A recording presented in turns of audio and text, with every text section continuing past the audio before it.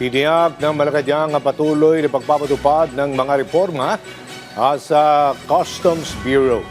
Ito matapos malagpasan ng BOC ang target na revenue collection na umabot sa higit 80 bilyong piso nitong Enero na ayon kay Palas Press Officer Yusek Castro ay resulta ng pinigting na pagtupad ng adwana sa kanilang mandato at pagkikipagtulungan sa kanilang mga tauhan at stakeholder.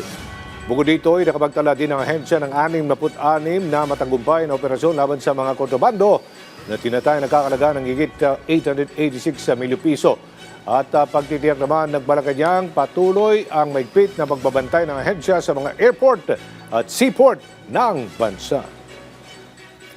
Para sa pagpapanatili ng kaligtasan ng mga Pilipino, patuloy ang pagbabantay ng BOC at iba pang mga puwersa ng pamahalaan sa ating mga paliparan at pantalan laban sa mga ilegal na produkto at kontrabando.